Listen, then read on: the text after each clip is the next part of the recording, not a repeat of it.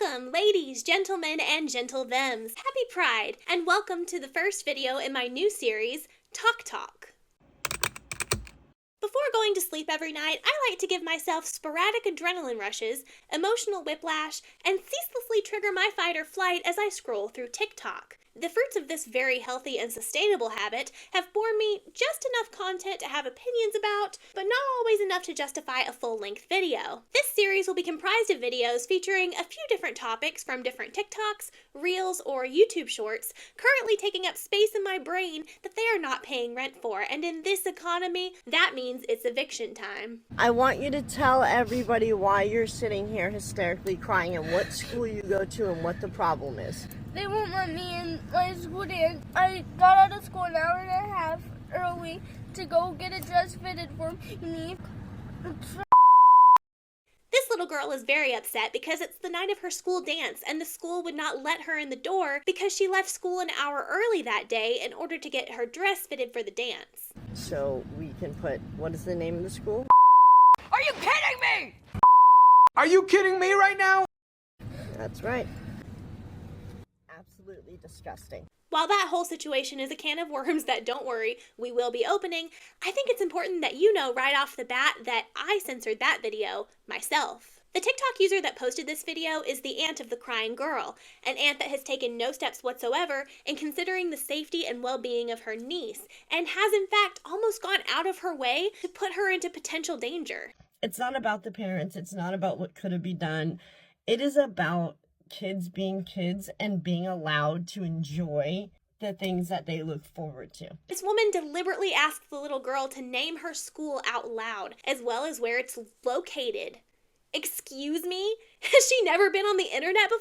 This woman looks like she is at minimum Gen X. It is impossible that the concept of internet safety is foreign to her. In a follow-up video, the girl explains that even though she's a very good student with very good grades, and was even part of the student council that helped organize the dance, her school has a rule in place that anyone that does not attend school for the full day before a school event like this will not be allowed to participate. Commenters rush to point out that the girl's parents are to blame for this, because they were the adults that made the choice to pull her out of school early that day. That as her parents, it was their job to not only know the school policy, but they were at fault for waiting until the last minute to get her fitted for her dress. They wouldn't let her go to the dance because the mama decided to check her out to get her dress altered on the day of the dance. But the mama's going to sue. Who you going to sue? Yourself for poor parenting decisions? The aunt uploaded another video with the girl, and who I assume to be the little girl's brother or friend, where the aunt talks about how they have 5 siblings, so her parents have 6 young children to take care of in total, using that as kind of an excuse for the last-minute choices that the parents made. And she's an A+ student. She always goes to school. Not only that, didn't you plan it? I was in student council to help plan it. And they said I left an hour early, and they asked if I had a doctor's note, and I said no. And they said, you know you're supposed to have a doctor's note. Which is absolutely insane. And for her to come home and be that upset is disgusting. And for all of you trolls and you negative, ridiculous, hating people that want to sit there and put the blame on the parent, has nothing to do with her mother. Commenters are quick to say what a bad example the parents and the aunt are setting for the kids, both for fighting against an unknown rule that the school had in place, and for waiting until the last minute to get the dress fitted in the first place. And I think y'all are really missing the point here. First of all, to get it out of the way, this school policy is really stupid. I get the argument being made when people are saying that the family is setting a bad example when they're dunking on the school this hard, when it could be argued that it's their own fault for either not knowing or willingly breaking the school's policy. I get it, but y'all are wrong. Should the parents have been aware of this so that they could spare their daughter this kind of embarrassment and disappointment? Yeah, of course. But fighting against unjust policies is not a bad example to be setting for the next generation. At this point in our society, I would think we would know that.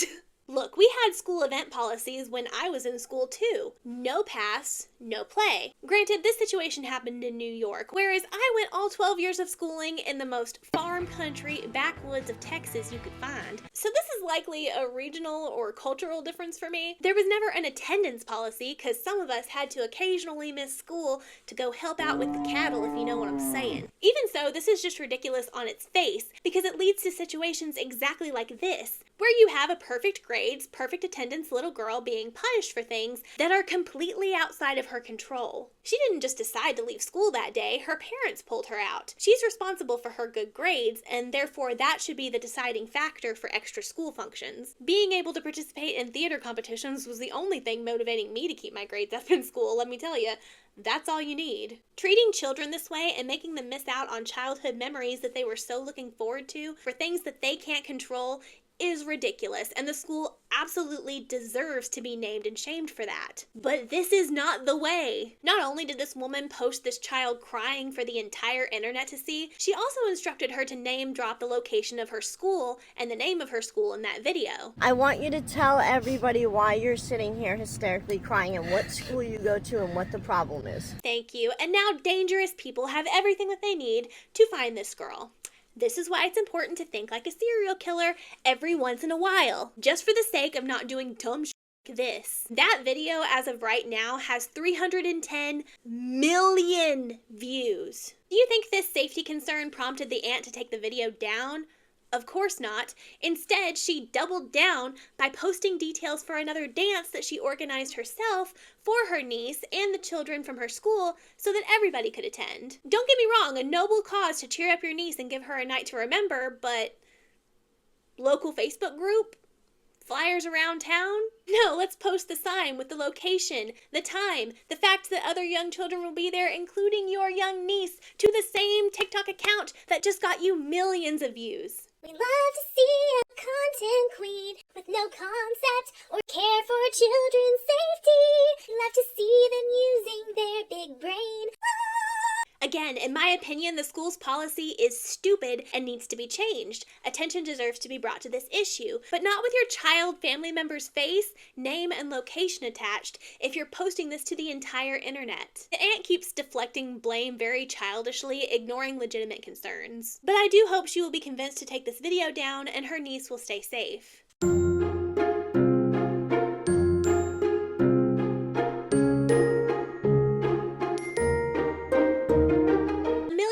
Book Festival had a sick name, but unfortunately it flatlined on the floor of this ugly-ass convention hall because there weren't even enough tables or chairs for the poor souls that were promised a magical experience when attending. I planned my pregnancy around this event like a clown. Quick disclaimer, even though there are a mountain of receipts and evidence for the following information regarding this disaster, there are a ton of unfortunate legal battles going on right now surrounding the event and those affected, so I must clarify that anything I say about this situation is alleged and my opinion based on what I've seen and heard from others, including those that I will clip in this video. They're calling this event that happened yesterday the Fire Fest of Book Talk, but it looks like it was thrown together in 45 minutes. I lost nearly $3,000 on this trip. I am now out about $2,000. Never in my career as an author ever failed to make table. Grace Willows, a 23-year-old woman living in Maryland, owns and operates Archer Management, which she started with the goal of supporting independent authors and small businesses and bringing, quote, bookish events to the surrounding areas. Hi, my name is Grace, and I started Archer Management just a little over a month ago. I love indie authors and supporting small businesses, and that is actually something that is really big to Archer Management, is that we will always do different things to help support our small businesses and indie authors. I'm going to be doing an announcement about a really big event coming in 2025. Oh boy, was it a big event! A Million Lives, since dubbed A Million Lies by those that attended, was set for May 2nd and 3rd of this year in Baltimore, an event that Grace threw for the book-loving community that ended up having the unfortunate, complete opposite effect she was going for. Archer Fantasy Events advertised the ball in particular as black tie, which is almost the fanciest dress a person is expected to wear at formal events. Most importantly, your guests that attend a black tie event also have expectations about the elegance of the atmosphere, the quality of the food, music, and etiquette, etc. Especially when the ticket price to attend the event is $250.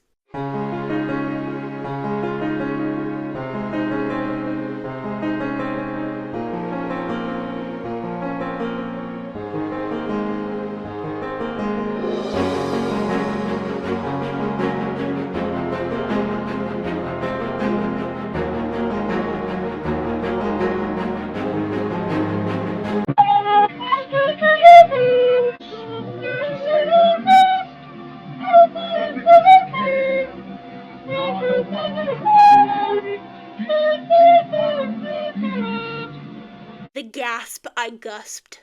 These people really went all out, too. They look beautiful, but no level of lovely dress or makeup could save anyone from that atrocious lighting. Well, that seemed uncalled for. Grace really just sprinkled a few Dollar Tree fake petals on some tables and said, "Ah, yes, the pinnacle of elegance. My children do not feel the whimsy." I sent my husband a picture of it, and he said it looks like a Pokemon tournament. I even heard that some of the books that are propped up on the tables were books that the authors were having to give away because there were no guests to buy them. Not only does this setup look like it was thrown together in a high school gym, there wasn't even any music. At the ball. Apparently the security guard at the venue felt so sorry for these people that he went home and picked up his personal Bluetooth speaker to give these people some music.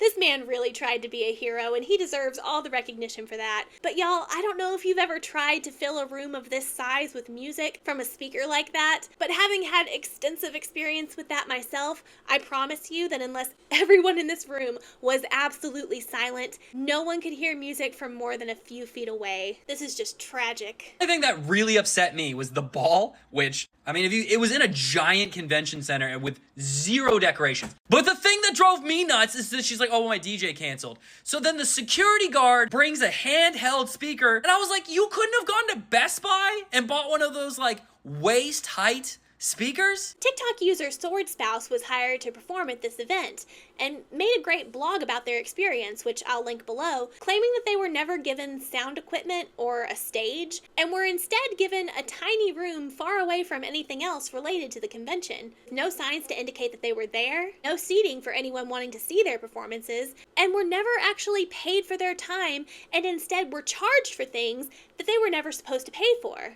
So we are here at the convention center, and the situation is that they kind of breached our contract because we were supposed to have sound equipment and we don't have a stage. So here we are in this, I'm going to say, big empty room. And so our strategy right now is we're trying to get Bluetooth speakers to at least hook up to the laptop. We went and we requested a sign to put out so people would know that we were doing a performance in here, and they said they would contact a guy about it, and I said, "I have paper, can I get a piece of tape?" And they said, "We'll contact a guy." Well, you can at least prop the doors open so people will know what's going on. But one of the doors is broken. It's 1:53. Our room is empty. I think we might be performing to an empty room. I think we're performing to an empty room. We just finished performing our set. We performed to 4 people. What is it? Neither of our key cards work. We just went down to the front desk to get our cards picked, our room keys, and he said, hey, have you spoken to which is the woman who is our contact, because she's no longer paying for your parking. You now have to pay for your own parking. I don't think it was specified in our contract. I'm getting mileage reimbursement. I don't think parking was, but also, to be fair, having a sound system and having Marriott were specified in our contract. That's what he said, right? Like, we're paying for our room tonight? Good thing we checked out a day early, because I asked when we were leaving whose card it was that last night got charged to, and it was mine. I talked to the event organizer. He said that the entire reason everything had gone to shit is because her identity got stolen.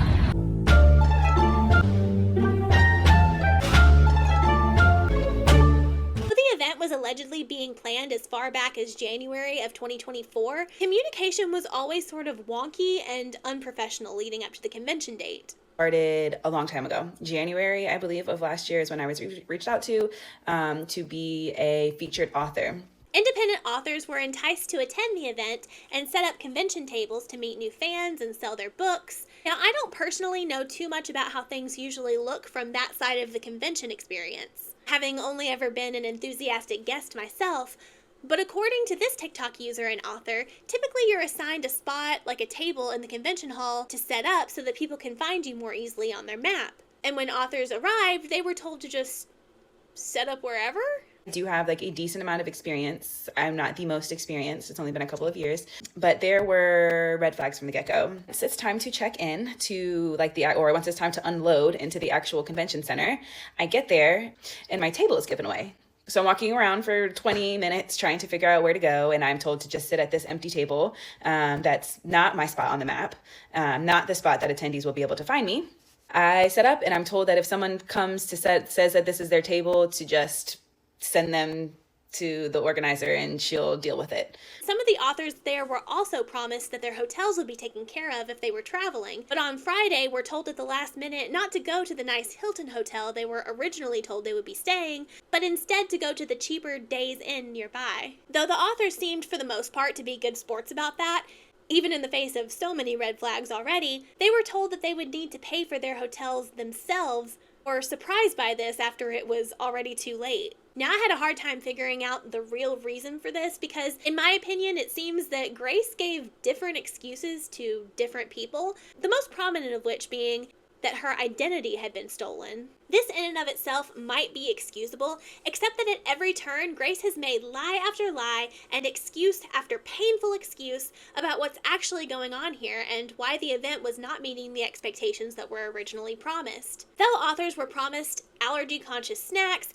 disability accommodations, and water at the convention, none were provided, nor were the swag bags that authors had paid for when they agreed to be there. Something that Grace blamed the convention hall itself for, making accusations of theft. But the main thing that I would like to add to this discussion, because plenty of other authors have addressed the lies. I'm physically disabled. I have severe chronic pain. When I work events that have a PA fee, I ask if they can either waive the fee or offer me a discount, because part of under ADA, the disability accommodation I need is having someone with me to help me be there, like in case I fall down. When I said this to her, because she invited me personally. I'd never heard of it.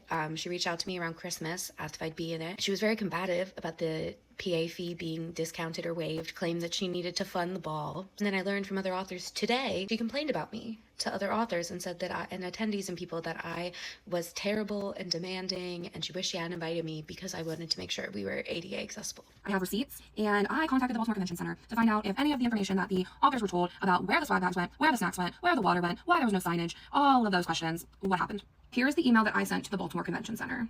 And this was before the ball. So I didn't even get to include that she said the ball decorations were stolen. And Christine emailed me back. And she emailed me back fast because she was not playing about these mistruths. And this is what Christine said. Yeah. And I just, why? Why blame a convention center that is known for putting on large conventions for your missteps? Your, I can't even fathom why you are lying. Here's the content creation room. Not sure what kind of content you're going to create in there, but it seems that the authors were also lied to about how many people were expected to come to this event at all. Something that the authors would need to know in order to know how much merchandise they should bring. I mean, I get there's nobody there. They're super disorganized. She claims there's no badges because they all broke. She claims that the goodie bags got stolen by the convention center. And it was just a bunch of claims that I was like, all of the things at once seems kind of sketchy. And they were told there were going to be like 600 attendees. Hey, Grace. How many people are coming? Because I need to know how many books to bring. She said 400. Tickets were sold in December. Doors open. Nobody comes in. Maybe 80 people throughout the day. Some of them are the same ones from the day before. I was told that I needed to pay for my own hotel room because her card declined and her identity was stolen. I worked in fraud for a long time. Not how it works. Next comes the event coordinator. Excuses on repeat. She blamed everyone and their mother. She blamed a bookstore, tattoo artist, Baltimore Convention Center. She blamed everyone and threw everyone under the bus and refused to take any accountability. When we asked her how we would be let in the next day, if we'd have any trouble with security, this, that, or the other, she said, oh no, it's okay. She knew all of our faces. The badges had been shattered, all of them. And that they were so sharp that they would, be dangerous or they'd cut us or something. Were they made of glass? As we expected, none of us got paid. We never got our money from Grace, from AML, from any of it. What resulted was a sparse, undecorated, barely advertised convention with allegedly no signage and no promised perks, filled with more authors than regular attendees. Grace has since issued an apology video, and this is all she has to say. Hi everybody. I am wanting to issue a formal apology. I do understand that the ball tonight was not set up to standards. There were a lot of issues with getting set up and it was not set up well. I want to apologize. If you would like a refund, please contact me and I will issue a refund immediately. Thank you. Though Grace stated that she would issue refunds immediately, That never happened. As of today, which is June 1st of 2025, the authors and other attendees have yet to receive their refunds, even though Grace herself promised everyone that they would be reimbursed by March 31st. So a million lies continue, girl. And if you're wondering why this is, important, today is refund day. I just want to say for my part, I knew Homegirl wasn't going to have our refunds processed by today. I don't think anybody truly believed that was going to happen. It is May 31st. Nary a refund in sight. Grace, you should really stop making promises you have no intention of keeping. True to her form as we now know it, Grace had excuses ready, and yesterday sent the same email out to everyone, claiming that her bank was giving her issues, I think. But then another email in which someone, we don't know who, let everyone know that Grace is now allegedly in the hospital, and they will, quote, do their best to get those refunds out. Nary a refund in sight. Instead, I wake up to an email. Pause to read. Some of the affected parties suspect that if Grace is in fact in the hospital, which at this point they're rightfully skeptical about, it's probably due to the overwhelming anxiety of knowing that she doesn't have the money to refund these people. In the final hour, she's coming up with another excuse. Most of us at this point are acting on principle, right? Like, stop treating us like we're stupid. Stop treating us like we're stupid and just say, I even sent her an email. Just tell us. Just tell us you don't have it.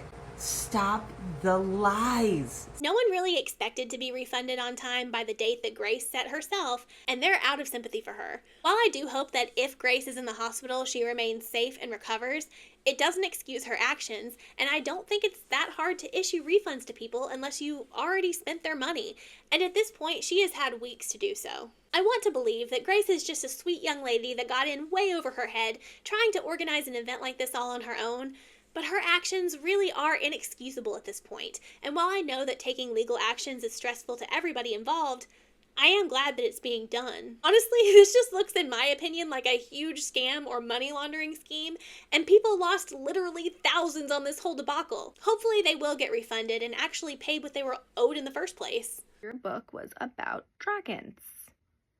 They are not real. What did you learn? Speaking of books, TikToker caity.christine made it her mission for a second to shit on enjoyers of fantasy books in a take as cold and stale as your ex's apology text. Don't respond. You'll just get stomach cramps. Might be a hot take, but I'm constantly seeing people, they're bragging about they read a book, and I'm just talking about fiction books here, because it's like 99% of what I'm seeing.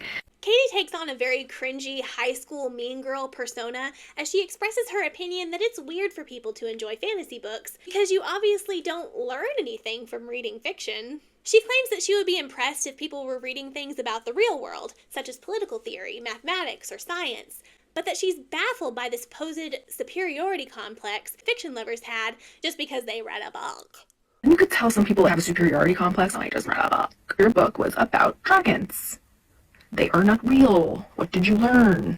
TikTok users were quick to jump on her childish and uneducated take by explaining that fiction does in fact teach you about real life. It may not teach us the quadratic formula, but it does teach us about humanity.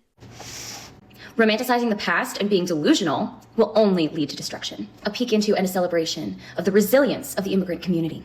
Questions the nature of good and evil. Can a good-intentioned person find meaning in a bad world? Highlights the power of free will in humanity. The duality of man. God's law and man's law are not the same. Love and humility and empathy will get you very, very far in life. True character is not reflected in someone's outward appearance. Being logical isn't always the virtue you think it is. Sometimes it can strip you of your morality. Be careful. This one has a dragon in it. Greed is corrosive and will lead to destruction. To my pleasant surprise, Book Talk's response, for the most part, was overwhelmingly polite and well-meaning, as they made responses to Katie's questions about what the value is in fiction. They approached her with a level of kindness and understanding that, in my opinion, she did not deserve.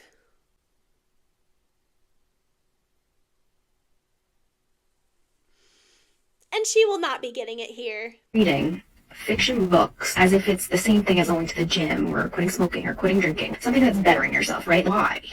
Because it literally is, and clearly you've never given it a try. I want to point out that if reading fiction books is your personal favorite form of entertainment, that's fine. Read your tits off. But my issue is within the fact that it's a goal. People have actual book clubs, and you all get together and you just discuss fate characters. I would never have a movie club where we discuss the movie. I don't know. Unless it's a nonfiction book, what are we celebrating here? Listen, there is nothing wrong with loving movies. I love movies, and I even have a few movie reviews on my channel, and I hope to make more. But saying that you would never be in a movie club where you discuss movies is a very bizarre flex. As a fellow movie lover, that sounds sick AF, and I would love to be in a group with movie lovers. Do we have any volunteers? Or are you just insecure about not being intellectual or insightful enough to engage with other movie lovers about the art form? Now, these people are very passionate about their reading, and for some reason, even though I thought that they were the smartest people in the world, took my video as me not understanding why people read. Caity, sweetheart, no they didn't. They took it as an indication that you don't understand why people read fiction, and they very nicely explained it to you. Because you said yourself that you don't understand why people read fiction. All but most of their usernames had little book emojis. Some of them were rude. All I was saying was that reading fiction books is the same as movie. You claim to be a movie lover, and yet you've never experienced the phenomenon that happens every time a movie is made based on a book, in which fans of that book come out of the woodwork to have a meltdown over why the book is superior and the movie missed the point? How can I it up so badly? As we analyze the movie Uglies, we will see exactly why the movie fails where the book succeeds, and I'm going to take your hand and pull you along on my journey that's only barely disguised as intellectual, desperately trying to prove to you that not only is this movie awful on its own, it's a mess of squandered potential, and goes out of its way to miss the whole point of the novel series entirely. Welcome, friends, to my hate video. That's sus. All readers. I'm talking about a certain few. We all know what I'm talking about. This doesn't not exist. People get on Instagram and flex that they went to the gym. You have that feeling that they're flexing. It's called a flex for a reason. I'm talking about the people that post and have these crazy little goals as if it is a flex. Do you get what I'm saying? My whole confusion was not why you choose to read. It was why, as a society, we treat it in a certain way, and certain people feel better than other people because they choose this. For instance, scenario, what did you do this weekend? Oh, I watched 3 hours of Lost. What did you do? Oh, I read all weekend. That person feels better than you, even though they're not. They understand why some people feel better than others for choosing reading when the things they're reading aren't like cereals or something. You can cure cancer. Well, I've never known a fiction reader that behaved as if they were better than anyone else, but I do know a TikTok content creator that sure enjoyed putting on a cringe fest of exaggerated superiority tones while making faces that a bull in a Disney movie might make. I think there's a good possibility that they don't feel superior, you just feel insecure about how you don't read and you're projecting. Hi guys, this has been fun. I've learned a lot. One of the things being that people who enjoy fiction books also enjoy writing. And while I appreciate the overwhelmingly kind comments I've gotten, I suggest you take that talent to a notepad or to the computer and maybe possibly write a book. Because I thought maybe I could suggest a book that I've read that may help some people on here regulate their emotions. Wait, let me just check my notes here. Who had the superiority complex again? There's nothing inherently wrong with not enjoying reading. There's nothing wrong with preferring nonfiction books or even preferring movies over books. The thing is, if you're going to come into the public with this kind of attitude, you gotta be ready for people to respond. A lot of people, especially content creators, match energy. Not that she learned anything from this though, Caity took to making videos like this, where she's putting on the same attitude, hilariously lip-syncing Regina George saying, "Why are you so obsessed with me?" on a video with only 12 comments. Fiction can also detail some crazy marriage proposals, inspiring many for the day that they pop the question. A proposal can be one of the coriest core memories of a person's life, for better or for worse. When they go well and the marriage lasts, they're magical and filled with the memories of the overwhelming feelings of love and excitement that come with knowing that you've found your person, and you have that story to tell to your loved ones or future children for the rest of your lives. When they go badly, well, it can be one of those memories that wake you up in the night in a cold sweat. There are low-key proposals, extravagant proposals, intimate proposals, and then there's this proposal. The talk center and do a whole thing. Do what thing? Do like a court. Oh, okay. Victoria's Face Bronx. Will you marry me? I will.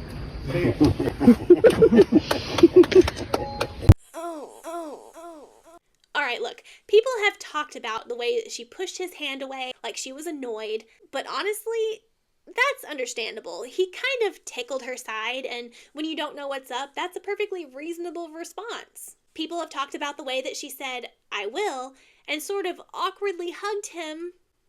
But again, I can give her the benefit of the doubt. Not everyone is comfortable with sudden displays of affection or excitement around other people, especially when they know that they're being recorded from multiple angles.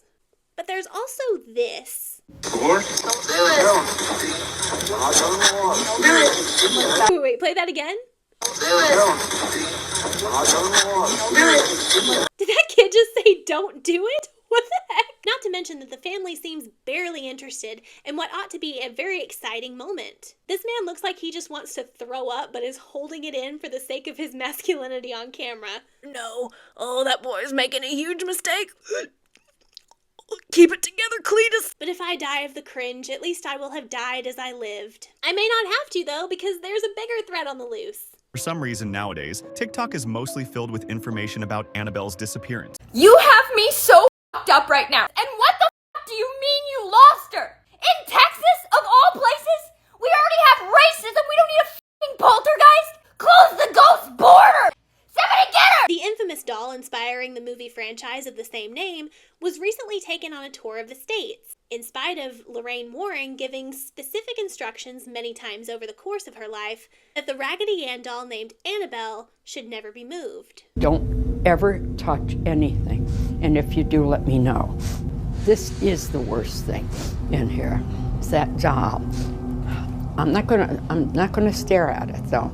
Now we won't be delving into a debate in this video about whether or not God, Satan, demons, ghosts, the Warrens, etc.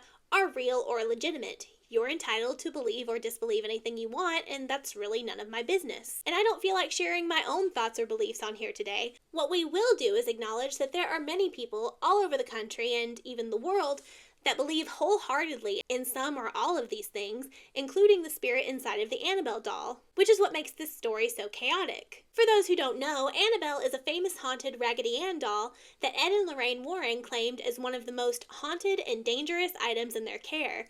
Annabelle and the Warrens inspired several movies based on the accounts from the Warrens themselves and others that detail their experiences after having seen, touched, or otherwise interacted with her, including inflicting bodily injuries and causing car accidents. I've seen a lot of things happen around that doll. Said, I dreamt that doll was strangling me.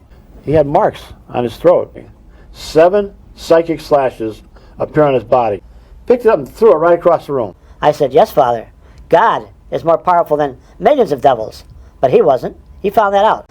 Less than an hour later, his brand new car went out of control. There's a video I'll link below where Ed Warren talks at length about the doll, how it became haunted, and how it ended up in their care, ending with the conclusion that Annabelle is a doll that is possessed by an evil spirit that masquerades as a real little girl that lost her life near where the doll was originally kept. That she cannot be destroyed for fear of releasing that evil onto the world. Lorraine even had a wish after her death that everything in the Warrens Museum, including Annabelle, would be taken to the Vatican.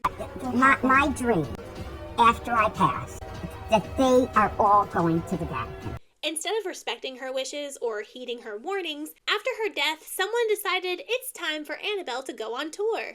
The Devil's on the Run tour, to be exact. This, in current year, everybody's already anxious out of their minds expecting the end times, and y'all decided that Annabelle, who Lorraine Warren and her daughter would not even look in the eyes, that needs to go on tour? To this day, I will not look it in the eyes. And on her way out of Texas, rumor has it that Annabelle went missing.